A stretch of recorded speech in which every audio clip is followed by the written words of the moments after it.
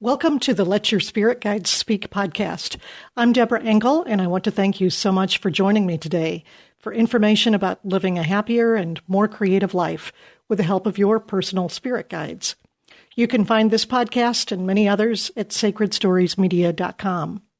Also, you'll find my book, Let Your Spirit Guides Speak, on Amazon, at Barnes & Noble, and at your favorite independent bookstores. And please stop by my website, deborahengel.com, for information about upcoming events and workshops. That's DEBRAENGLE.com.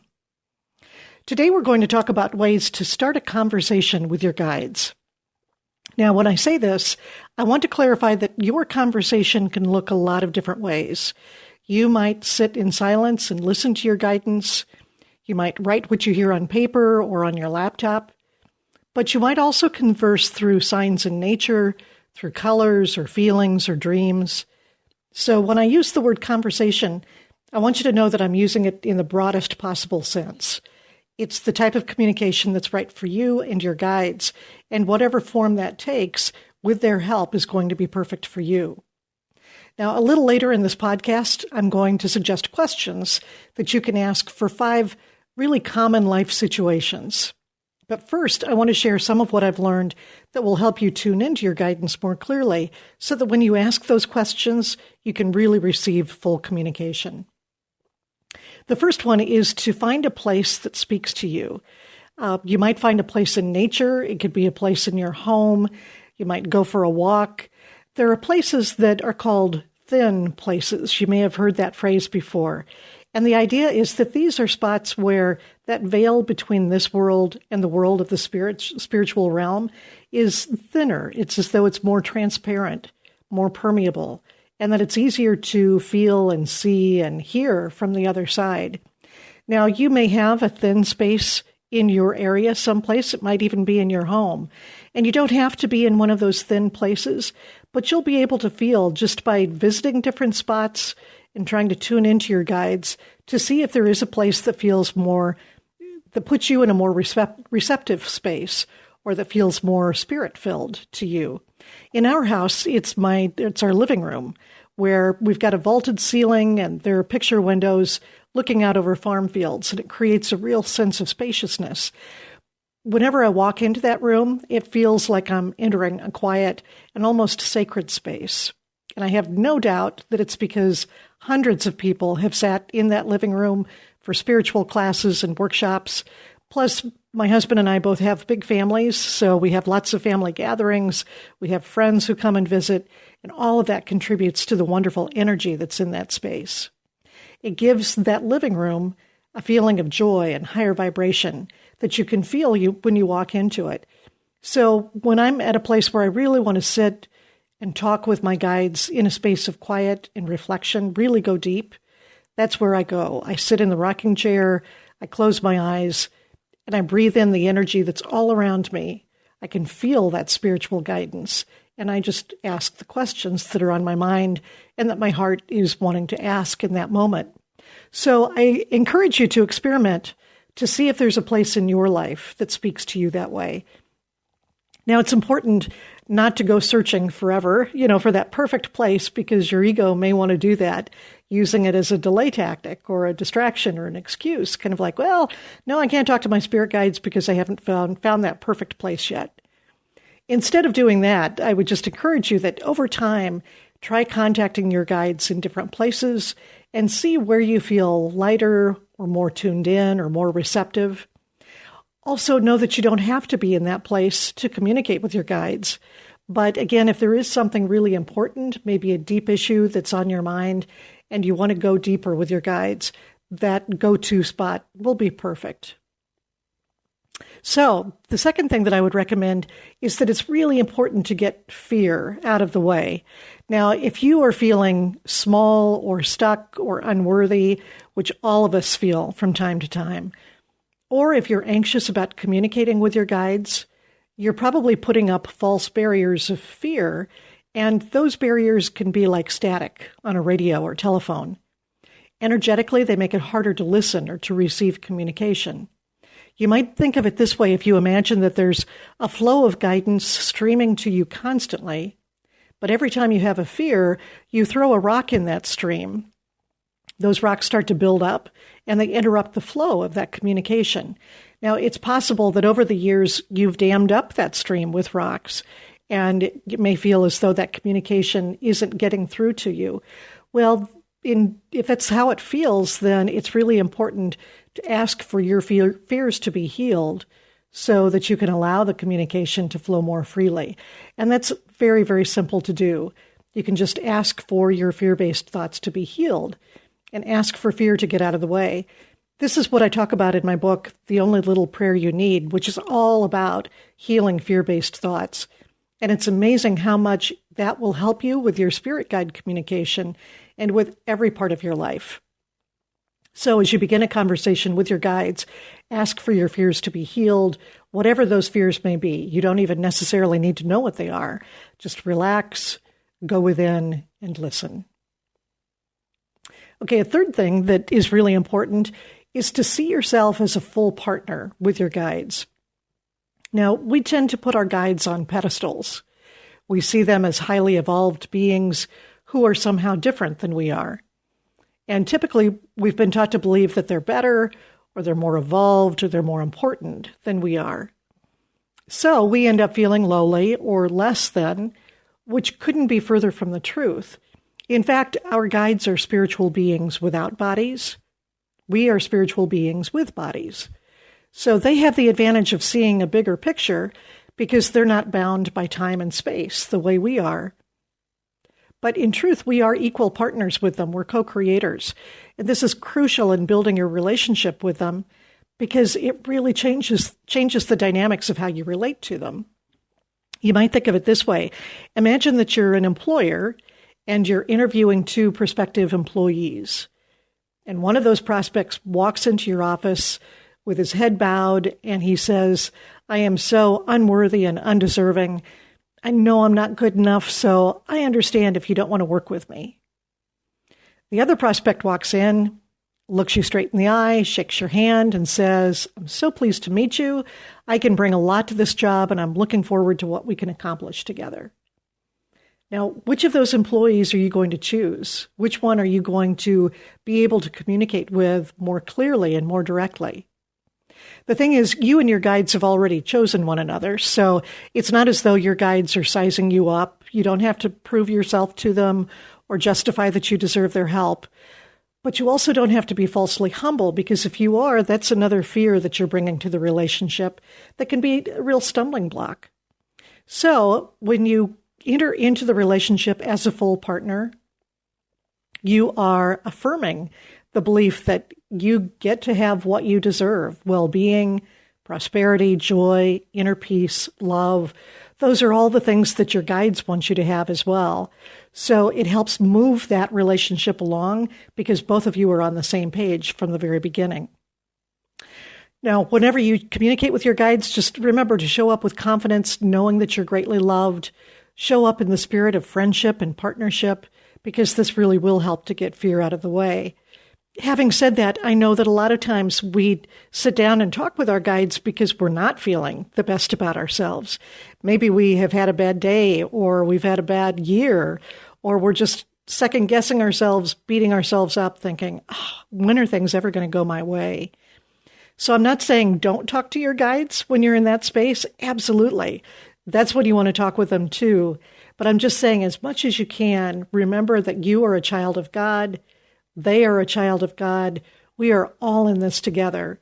And when you can approach them from that place of really feeling worthy and feeling as an equal, that can help accelerate things for you and for them too. Okay, and a fourth thing is to connect with your guides frequently and on a really regular basis. Here's another way to think about this. Again, it's important to remember that our relationship with them is really no different than a relationship that we would have with another human being. So let's say you're in a dating relationship and you're just seeing somebody casually. So you talk now and then, you text every once in a while. But sometimes when he asks you out and you're arranging a night out, you reschedule a few times or you blow it off completely and just don't show up. Well, if you've got a relationship like that, you can imagine it's not a very good strategy for building a strong, lasting relationship. On the other hand, if you're dating somebody that you're serious about or you're really interested in, what happens? Well, you share a sense of momentum. You want to spend time together. You get together frequently. You really value the opportunities you have to just hang out together and learn about each other. You both feel like you're building something that's significant and fulfilling. Well, that's what you want your relationship with your guides to be. If you're casual about it, if you don't show up when you have made plans to, it's not respectful to them, and it's not helpful to you either, because it's like anything in life. The more committed we are, the more we're going to get out of it. So I encourage you to make a date with your guides on a regular basis. Talk to them daily.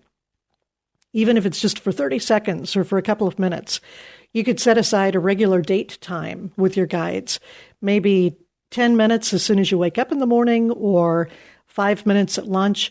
It doesn't have to be a long amount of time. It's just the regularity of it and them and you knowing that you've got this standing date with each other that can really help build that relationship. So be dependable, show up. If they can't count on you, you're only slowing your own path to growth and greater happiness. Okay, so sometimes, though, you'll want an even deeper conversation. Let's say you do have a regular check-in with your guides every day, and it's for a couple of minutes or a few minutes. That's so great. But every once in a while, you may have a deeper issue. You may have something more that you want to explore with your guides and need their wisdom for. So at those times, I highly recommend setting aside anywhere from 20 to 30 minutes and sitting quietly with a pen and paper so that you can jot down key insights or record your guidance directly. You could do this on your laptop, on your phone, whatever's handy for you, but just something so that you can jot down some notes as you go. And then simply ask questions that will get to the heart of whatever it is that you're feeling. Now, what I've done is I've come up with 5 different really common life situations. I think these are ones that we all deal with, maybe regularly, maybe from time to time. And all of us can get such helpful guidance when we sit down and we ask questions. So what I want to do is give you the 5 situations and some actual questions that you can ask in each of those situations to open up your conversation. They're like really wonderful conversation starters with your guides. Okay, the first situation is if you wake up in the morning feeling overwhelmed or anxious about the day to come, and you just don't know what to do about that. You know, maybe you're feeling, the more you lie there in bed and you think about what's on the agenda for the day, maybe you've got to give a presentation or you have a report due or you've got to go talk to your child's teacher, whatever it is, something that's making you feel nervous and anxious. And the longer you just stay there and stew in it, the more your stomach starts to rumble and you get that kind of sick feeling in the pit of your stomach. This is a perfect time to, instead of focusing on what's wrong, instead shift your focus to what can I ask my guides? I'd really like to be in communication with them right now. And as you do that, you can ask questions like these. What can I focus on right now that will bring me peace? How can I see the situations that come up today differently? How can I trust that all is well, even when I'm feeling anxious? Okay, so those are some questions that you can use. And here's a tip. Notice that those questions are focused not on the source of your anxiety. You're not asking, how come I wake up every morning feeling awful or worried? What's wrong with me that I always feel this way? When will I ever be happy? You could ask those questions because there are no wrong questions, and those might be very helpful to you. But I also encourage you to think about questions that focus on what you want, like peace and contentment and feeling good, rather than on what you don't want. So as much as you can, ask questions that affirm you and your right to happiness, rather than implying that there's something wrong with you or that you're broken and you need to be fixed. Because as you do this, as you affirm yourself, again, it's a message to yourself as well as to your guides that you're ready for greater joy in your life. Okay. If you're angry at someone in your life, what questions can you ask then? This is situation number 2. Now, all of us get angry. It's just part of being human. But it's important to understand where our anger comes from. No matter what you think is the source of that anger, maybe your boss pulled a project out from under you after you'd put a lot of work into it, or a friend talked about you behind your back, whatever it may be, it's really important to understand that your anger is not really about what that person did. It's always about your ego feeling insulted and not good enough, or feeling attacked and wanting to retaliate. So it's important to express anger and not to hold it in, but it's also important to see it as an opportunity to grow. So if you are feeling angry, take the appropriate steps, to handle that with whoever is in your life that you may be angry at. But do it in a loving way. And you can get to that loving way by talking with your guides and asking them questions like these. Why am I holding on to this hurt? Why did this hurt me so deeply? What do I gain from being angry? And how can I be more forgiving? Those kinds of questions can open you up and put you on a different path so that when you do have a conversation with the person who you have the issue with, that conversation can be on a whole different plane and can lead to a more productive and loving outcome. Okay, here's the third situation, and this one is if you're feeling stuck. Now, again, all of us feel like we're stuck sometimes. It can happen for so many different reasons. And again, we may feel like we're stuck for a few minutes or a few days, weeks. We might even feel stuck for years. Maybe you're stuck in a relationship and you don't know whether you should stay or whether you should walk away. Or you're stuck in a job where you feel like you're not being utilized, that people don't appreciate who you really are. Or you're stuck just in indecision because you've got a couple of different paths you could take and you just don't know which one to choose. Well, this is a great time to sit down, talk with your guides, and ask questions like, what's holding me back? What am I afraid of? What can I learn from this? And what would help me grow right now? Again, pay attention to the content of these questions, that sometimes they can really help you understand the situation and how you got to the place that you are in the moment. But they're also geared to help you see a higher part of yourself and how you can grow and move forward from here with the help of your guides.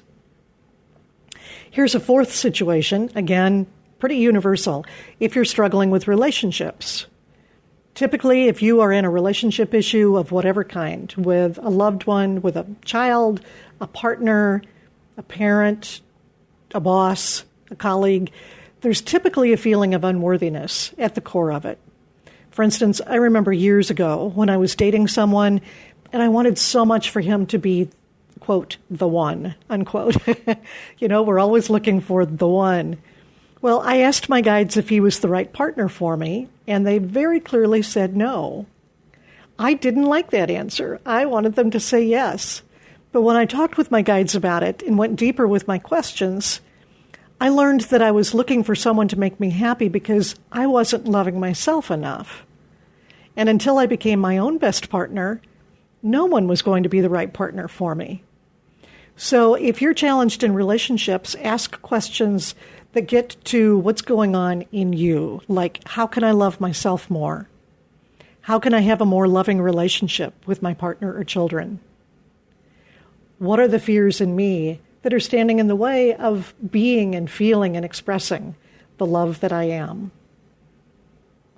Okay. And then the fifth situation is if you're having health issues.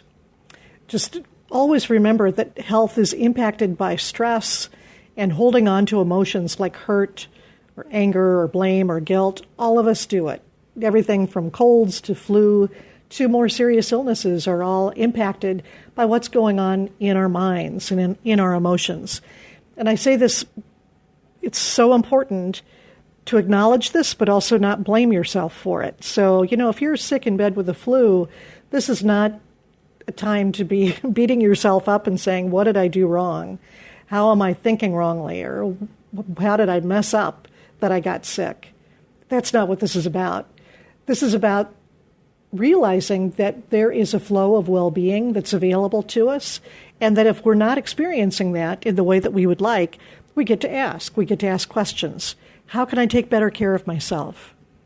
Are there fears in me contributing to this health issue? And if so, how can I understand them? How can they be healed? How can I open myself up to greater healing on an emotional and mental level so that my physical symptoms can be alleviated as well? Okay, so you might notice that all of these questions are about you and your growth. They're not questions like, can you make my husband take out the trash? Or can you get my kids to do their homework? Or can you get the government to do a better job? Again, there are no wrong questions. So, if you want to ask questions like that, you certainly can. But the beauty of working with your guides is that it's not about changing other people or the situations in your external life. It's about rearranging you and helping you grow so that you'll be happier and more loving no matter what's going on around you. In Let Your Spirit Guides Speak, I tell the story of when I was a teenager and I was feeling incredibly lonely. I felt like I had no friends.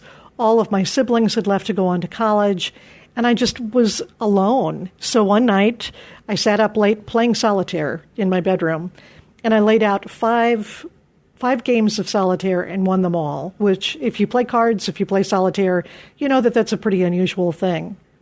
As I was playing these cards, I was not intentionally, but sort of subconsciously speaking to spirit. I didn't even know it, but I was really talking with my guides and expressing just how lonely I was. And as I won each game, another game, and another game, and another game, it was as though my spirits were lifted because I realized something else was going on. I was receiving some kind of a message.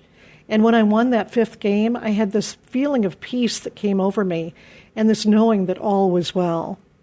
Within a few weeks, kids started showing up in my life who have become lifelong friends. I feel like I have always had an abundance of friends ever since that night in my life. And it's not because I asked my guides, could you please change people so that they will befriend me? Instead, I was asking, please heal what's in me, without even knowing that I was asking this question.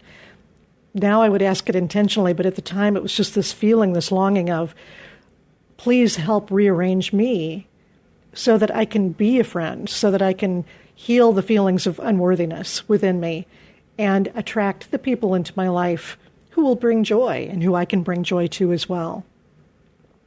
That's how this works and why this relationship with your guides is so important, because the world will never be lined up exactly the way you want it to be. On any given day, somebody in your life could disappoint you or drive you crazy. The news could make you feel overwhelmed. You could worry about money or be in bed with a bad cold or be missing a loved one who's passed away. If we're always focused on the externals, the world is filled with reasons to be unhappy. But when you talk to your guides on a regular basis, when you ask them these kinds of questions so that you're always learning and growing, you'll see that your happiness doesn't depend on what anyone else is doing.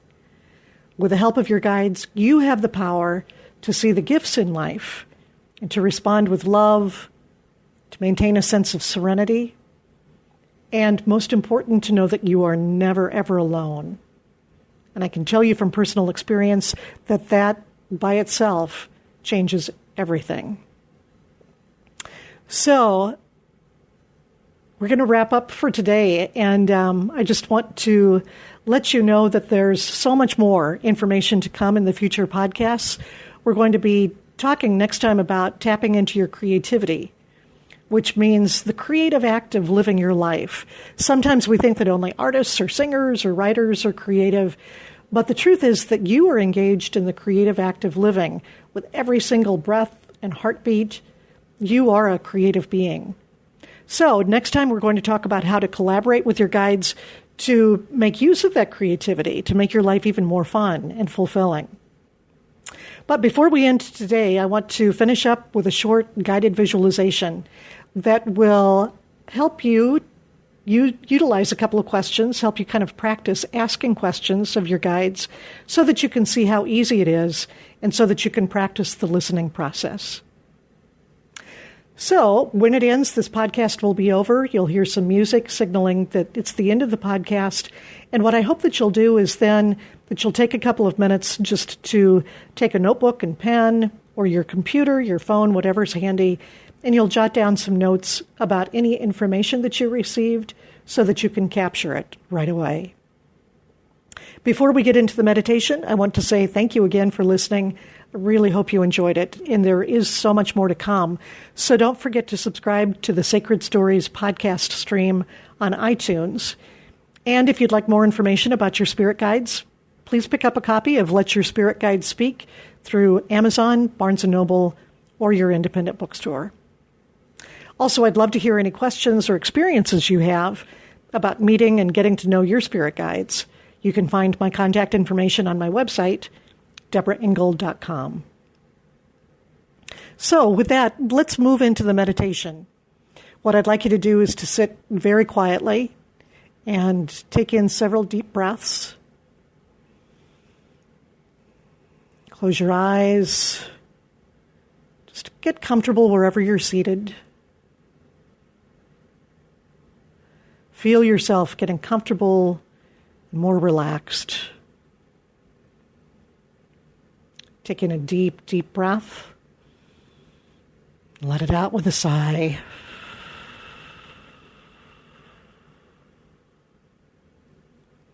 And if you feel any fear or blockage or fatigue in your body, breathe into that place, breathing in love and light and healing.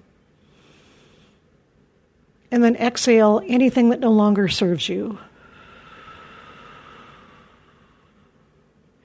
Making space for a new experience, for openness, and for complete relaxation.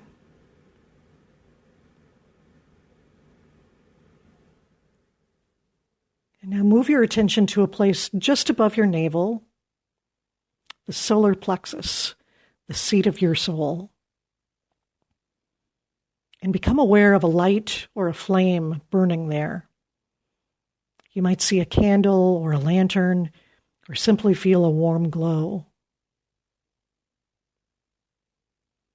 Place your hands gently on your abdomen and allow yourself to feel the warmth of your own light. And now see the circle of light extending from this flame, and know that this is your light. It's your essence and your connection to spirit. Sit quietly and breathe into that light. And now ask your guides this question. What do I need to know right now? Pose that question in your mind and sit quietly, becoming aware of any words that you hear in your mind or any sensations or feelings you experience.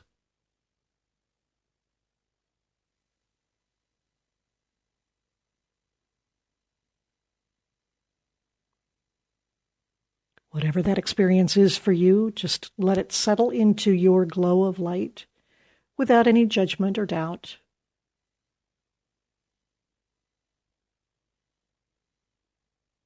And now ask your guides this question. What is the gift I bring to the world?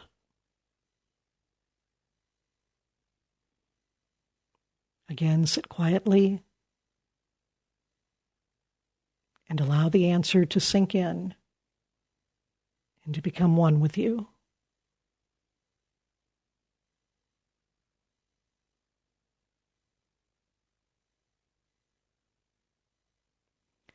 Now express gratitude to your guides for sharing their wisdom with you.